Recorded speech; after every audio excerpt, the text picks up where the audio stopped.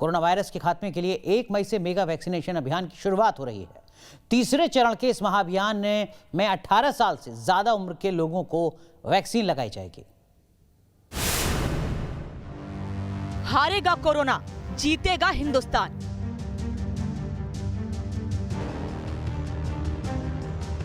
महा वैक्सीनेशन का तीसरा महाअभियान 1 मई से 18+ लोगों का होगा टीकाकरण। हिंदुस्तान में किलर कोरोना के कहर से हाहाकार मचा है। कोरोना संक्रमण से निपटने के लिए देश भर में टीकाकरण का महाअभियान शुरू हो रहा है। थर्ड फेज के वैक्सीनेशन का फोकस युवाओं पर है। बड़ी तादाद में युवा कोरोना की दूसरी लहर का शिकार बन रहे हैं। युवाओं में बढ़ते संक्रमण को देखते हुए सरकार ने तीसरे चरण में 18 साल से ऊपर की उम्र वालों को वैक्सीन की डोज देने का फैसला किया है। 1 मई से वैक्सीनेशन का थर्ड फेज शुरू होने वाला है, जिसके लिए 28 अप्रैल से रजिस्ट्रेशन शुरू हो जाएंगे। इस चरण में 18 साल और उससे ऊपर की आयु वाले लोगों को वैक्सीन लगाई जाएगी। वैक्सीन लगवाने के लिए कोविन पोर्टल cowin.gov.in या आरोग्य सेतु ऐप पर रजिस्ट्रेशन करा सकते हैं। कोरोना के बढ़ते ग्राफ के बीच करीब 24 राज्यों ने अपने यहां 18 साल से अधिक उम्र के लोगों को फ्री में वैक्सीन देने का ऐलान किया है। वहीं पश्चिम बंगाल में टीकाकरण अभियान का तीसरा चरण विधानसभा चुनाव के कारण 1 मई के बजाय 5 मई से शुरू होगा। इस बीच कई राज्यों ने वैक्सीन का स्टॉक नहीं होने का हवाला देकर 1 मई से वैक्सीनेशन की शुरुआत करने को लेकर हाथ खड़े कर दिए हैं। कोरोना वैक्सीन की कमी को लेकर पंजाब, राजस्थान, छत्तीसगढ़ और झारखंड जैसी राज्य सरकारों ने सवाल खड़े किए हैं और कहा कि वैक्सीन शॉर्टेज होने की वजह से दिक्कतें आ रही हैं। वैक्सीनेशन को लेकर किस तरीके की ड्राइव चलेगी, क्योंकि 1 तारीख से वैक्सीनेशन होना है। 18 साल से कम उम्र जो ज़्यादा उम्र के लोग हैं, लेकिन अभी तक क्या वाकई हमारे पास इतना है कि दिल्ली वैक्सीनेशन कर सके? मुख्यमंत्री जी ने कल डिक्लेयर किया था दिल्ली में सभी नागरिकों को मुफ्त वैक्सीन लगाई जाएगी। हम उसके लिए तैयार हैं। हमने कंपनीज को अपना इंटेंट भेज दिया है कि हम लेने को तैयार हैं। जैसे ही वैक्सीन मिलनी स्टार्ट होगी तो सबको लगानी स्टार्ट। कितनी प्रिपेयर है सर दिल्ली इस लिहाज से? हमारे पास वैक्सीन को छोड़ के सारी प्रिपरेशन है। वैक्सीन की किल्लत को लेकर जारी विवाद के बीच खबर है कि रूस की कोरोना वैक्सीन स्पुतनिक वी की पहली खेप भारत में 1 मई को पहुंच जाएगी। वहीं सरकारी आंकड़ों के मुताबिक अभी तक 14 करोड़ 19 लाख से अधिक वैक्सीन डोज दिए जा चुके हैं। ये सभी डोज 45 साल से अधिक उम्र के लोगों को दी गई हैं, जिसमें हेल्थ वर्कर और फ्रंट लाइन वर्कर भी शामिल हैं। Team news nation. और राज्यों में वैक्सीनेशन की क्या है तैयारी, क्या चाहती हैं राज्य सरकारें, इसी पर आपको दिखाते हैं हमारी एक खास रिपोर्ट।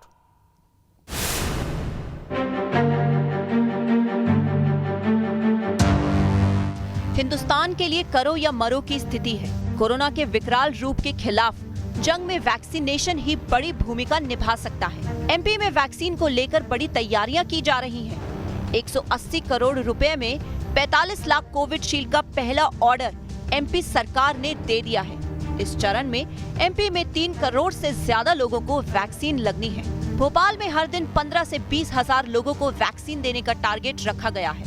1 मई से अगर सरकार ये 18 वर्ष की उम्र वालों को टीका लगा रही है तो बहुत अच्छा कर रही है। और हम सब में अपनी पूरी जनता से यही आग्रह करूंगा कि सरकार बहुत अच्छा कदम उठा रही है। हमें सबको टीका लगाना चाहिए। हमें कोविड से बचना है, अपने आप को बचाना है, घर को सुरक्षित करना है, अपनी फैमिली को सुरक्षित करना है। नहीं, वैक्सीन अच्छी है, बहुत अच्छी है। अब कुछ बेवकूफ़ लोग हैं, उनको कुछ किया नहीं जा सकता उनका। और सरकार ने अगर इतने बड़े बड़े साइंटिस्ट ने वैक्सीन निकाली है तो कुछ सोच समझ के निकाली होगी और हमारी भलाई के लिए ही निकाली है। वैक्सीन लगवाने में अगर कोई फ़ायदा नहीं है तो नुकसान भी नहीं है। उसने ये जो कदम उठाया है बहुत अच्छा है। इतने लोग हमारी सेवा में लगा दिए, जान जोखिम में डाल के।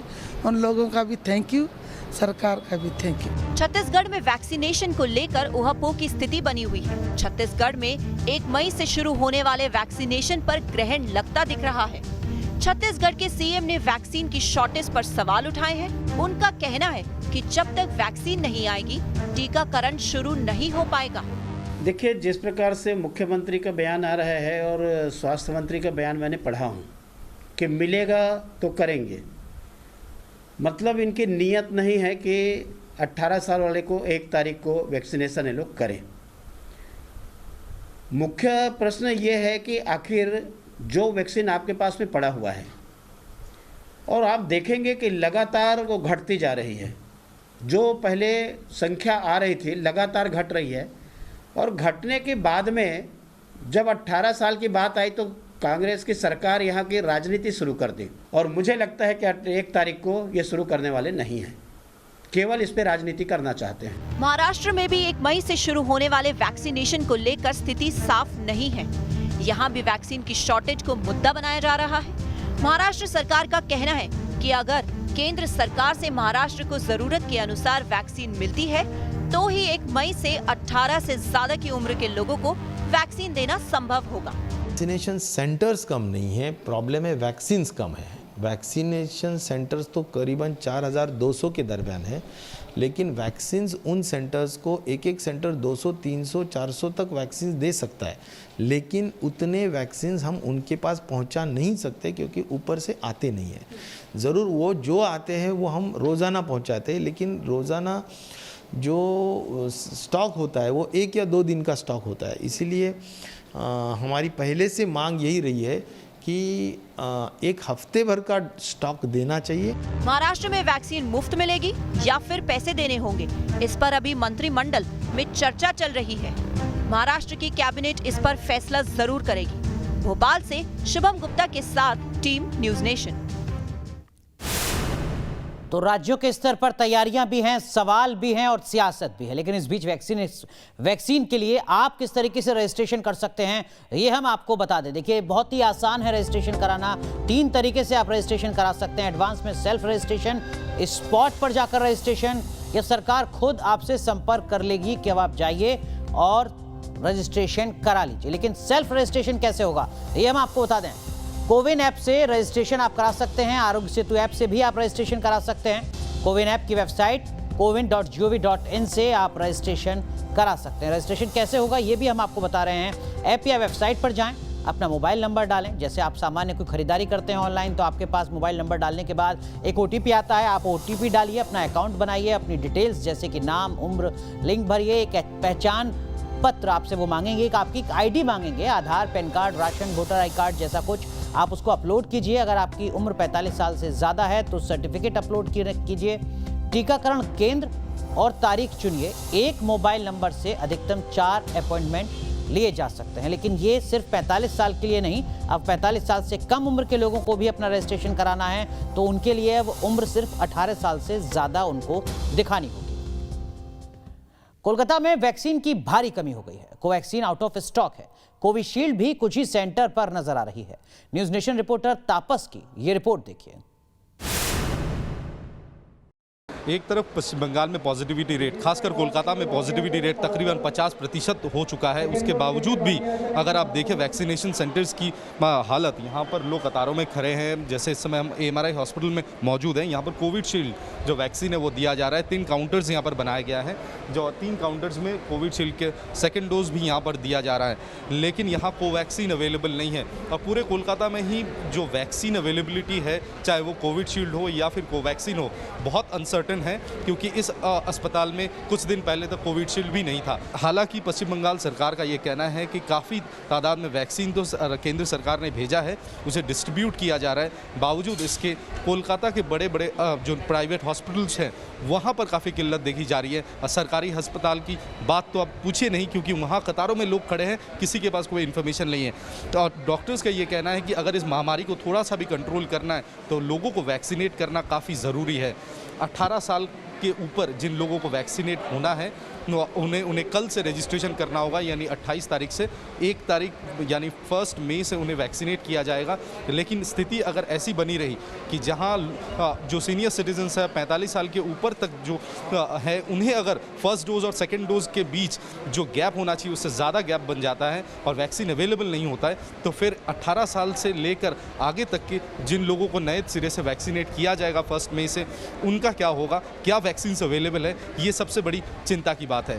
तापस Sen Gupta, news nation, Kolkata. Corona की दूसरी लहर कहर बरपा रही है तो लोगों के दिलो दिमाग में इन दिनों ऐसे कई सवाल हैं जिनका जवाब हर कोई जानना चाहता है। पहला ये कि कोरोना की दूसरी लहर का पीक आखिर कब आएगा, और दूसरा ये कि क्या अब ऐसे हालात बन चुके हैं कि घर में भी मास्क पहनना पड़ेगा।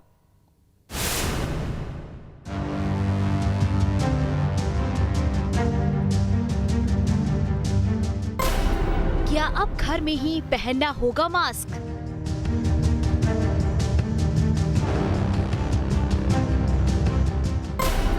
क्या देसी वेरिएंट खतरनाक बन रहा है?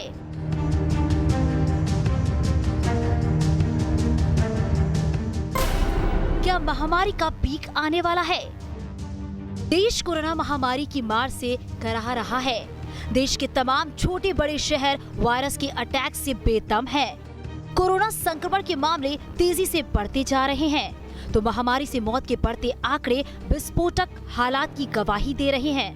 डबल म्यूटेंट वायरस तबाही मचा रहा है, तो अब ट्रिपल म्यूटेंट वायरस की दस्तक से खतरे की आहट सुनाई दे रही है। जानकारों के मुताबिक मई के दूसरे हफ्ते में कोरोना की दूसरी लहर का पीक आ सकता है। उसके बाद मई के आखिर तक कोरोना मामलों में तेजी से कमी आएगी। कोरोना की दूसरी लहर के पीक पर पहुंचने की आशंका के बीच नीति आयोग के सदस्य डॉक्टर वी.के. पॉल की एक सलाह से अटकलों का दौर शुरू हो गया है, जिसमें उन्होंने घर में ही मास्क पहनने की जरूरत पर बल दिया है। इस सिचुएशन में तो अब बिल्कुल ज़रूरी है कि हम मास्क पहनेंगे। बिल्कुल ज़रूरी है कि हम फालतू बाहर नहीं जाएंगे। Please don't go out unnecessarily, stay with your family, very important. And also even within the family, please wear mask. Please don't invite people into your home. This is not the time to do so. और घर में भी थोड़ा care रखिए कि किसी तरह से इन्फेक्शन कोई हो रखा है तो हम बाकी भी बच पाएं, क्योंकि ये दिखाई देता है कि ये वायरस तेज गति से पकड़ते हैं। ये ट्रांसमिसिबिलिटी वाला जो एंगल है क्लियर होता जा रहा है। वी.के. पॉल के इस बयान के बाद लोगों के मन में तरह तरह के सवाल उठने लगे हैं। मसलन सवाल नंबर 1, सरकार घर में ही मास्क पहनने को क्यों कह रही है? सवाल नंबर 2, घर में मास्क पहनने की सलाह के मायने क्या हैं? सवाल नंबर 3, गमछा, रुमाल और घर में बने मास्क कितने सेफ है? दरअसल कोरोना पर काबू पाने की तमाम कोशिशों का नतीजा सिफर रहा है, लिहाजा मास्क लगाना ही इससे बचाव का सबसे बेहतर तरीका है। और अब बात करते हैं उत्तर प्रदेश के आगरा की, जहां एक निजी अस्पताल में मरीज के गंभीर होने की सूचना जैसे ही परिवार वालों को दी गई, तीमारदारों ने हंगामा कर दिया। अस्पताल प्रशासन का दावा है कि 3 दिन से मरीज अस्पताल में भर्ती था। मरीज के गंभीर होने की जानकारी मरीज के परिवार को अस्पताल बुलाकर दी गई थी, जिसके बाद परिजन मरीज की हालात के लिए अस्पताल को जिम्मेदार ठहराने लगे। आरोप है कि अस्पताल में तोड़फोड़ करने के अलावा ड्यूटी पर तैनात महिला सुरक्षा कर्मी के साथ भी डंडों से मारपीट की गई। पुलिस ने अस्पताल की शिकायत पर आरोपियों के खिलाफ केस दर्ज कर लिया है, साथ ही आरोपियों की गिरफ्तारी की कोशिशें तेज कर दी हैं। क्षेत्र हरिपर्वत में एक लोटस हॉस्पिटल है, जिसमें एक इरफान नाम का व्यक्ति एडमिट है जिसको सेप्टिसीमिया हुआ है। किसी ने अफवाह उड़ाई थी कि उसकी मृत्यु हो चुकी है। उसी अफवाह पे कुछ लोगों ने बदमाशी करते हुए वहाँ के स्टाफ के साथ मारपिटाई न किया है। एक व्यक्ति को रॉड से भी न मारा है। स्टाफ मतलब नर्सेज और उनके साथ न मारपिटाई हुई है। इसी संबंध में थाना क्षेत्र हरिपर्वत पे 147, 307 और अन्य धाराओं में मुकदमा पंजीकृत है। इसमें गिरफ्तारी का प्रयास किया जा रहा है। चलिए इलेक्ट्रिक की बात में रुक रहे हैं एक छोटे से ब्रेक के लिए, लेकिन ब्रेक पर जाने से पहले आपको बता दें देश की बहस के लिए जो मुद्दा आज आपने चुना है वो मुद्दा है कोरोना के खिलाफ कैसे जीतेगा नेशनल प्लान। इसी मुद्दे पर देश की बहस रात 8:30 बजे देखिए मेरे साथ।